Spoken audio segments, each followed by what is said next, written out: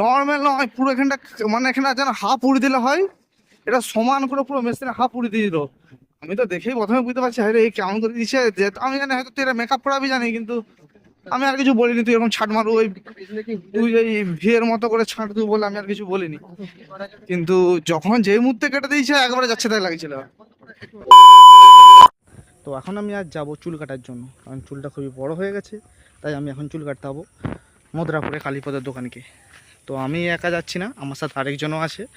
তো আমার সঙ্গে যাচ্ছে কালী, তো আজকে ও ফাঁক থেকে এসছে আজকে, তাই ও চুল কাটবে, তাই ও যাচ্ছে বলেই আমি যাচ্ছি, না হলে হয়তো আমি আরও দুদিন বাদে কাটতাম। ও আজকে যাচ্ছে চুল কাটতে, তাই আমিও যাচ্ছি চুল কাটতে। তো আমরা এখন চলে এসেছি কালীপদের সেলুন দোকানে। এই হলো সেই সেলুন যে দোকানে আমরা চুল কাটি। আর কালী ওর বাইকটাকে ছাওয়ায় রাখছে রোদে রাখবে না বলে।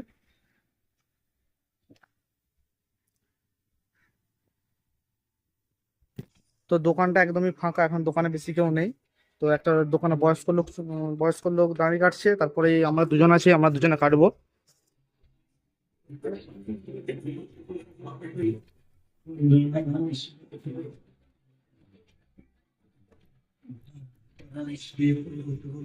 তো এই লোকটা কাটা হয়ে গেলেই আমাদের কাটতে হবে। কাটবে নাকি তো? হ্যাঁ, তাহলে আমার এবার প্রথমে কাটার পালা।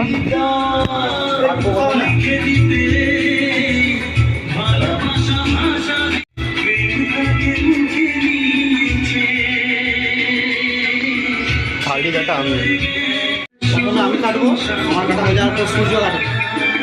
দোকানে এই সময় এসছি মানে ফাঁকা, নাহলে সকালবেলা ঘুরে আসি, দোকানে রান্নাগুলো 10-12 জন থাকে, এই জন্য আমরা বেলা করে 12টার সময় করে এসেছি, যাতে দোকানটা ফাঁকা পাই।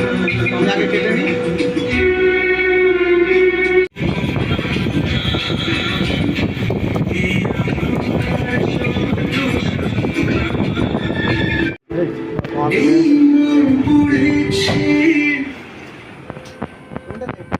কোথায় ফোন, কোথায়?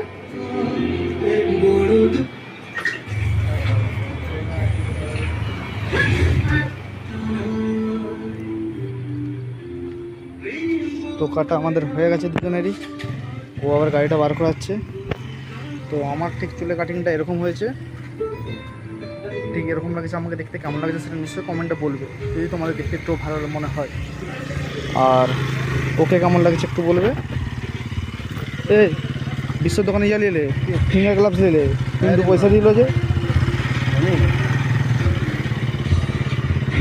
তাহলে ফোনটা লে। হ্যাঁ ফিঙ্গার গ্লাভস।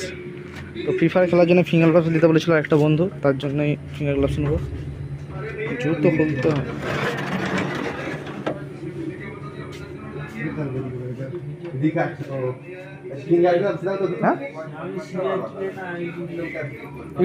ইউটিউব ব্লগ ভালো না? ইউটিউব ব্লগ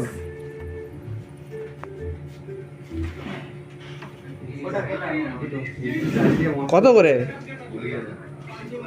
কটা দিছে? তাহলে একটাই নিলে একটা দিয়ে তো দুটো গ্লাভস থাকে একটার ভিতরে। দুটোতে থাকে, দু হাতে ডবল ডবল। হ্যাঁ চারটা বলেছে। 15 করে না?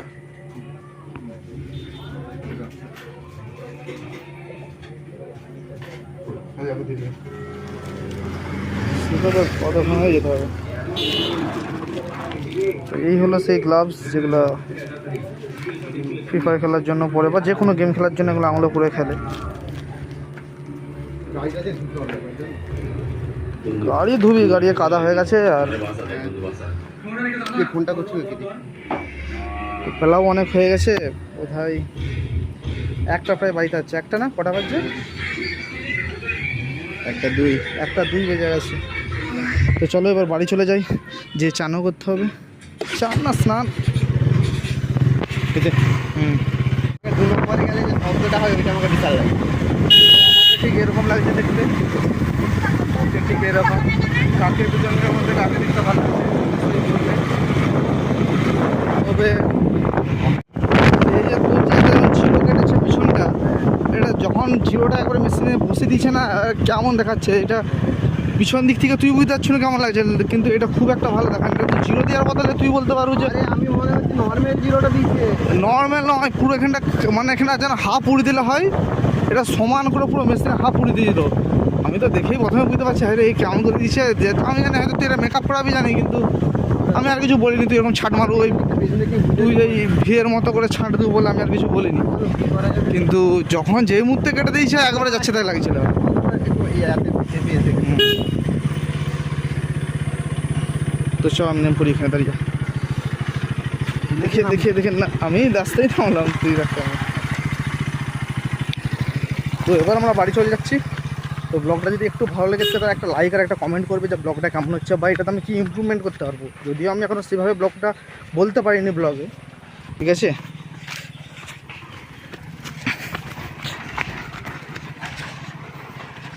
তো নিশ্চয়ই বলবে কেমন কি ব্লগটা হচ্ছে, যদি ব্লগে ভুল করি কোনো তো সেটা সুযোগ দেওয়ার জন্য নিশ্চয়ই বলবে আমাকে কমেন্টে, যাতে আমি ব্লগে যে ভুলগুলো করছি যাতে পরবর্তী ব্লগে সে ভুলটা না করতে পারি। তো আজকের জন্য এইটুকুই, মিলছি অন্য ব্লগে।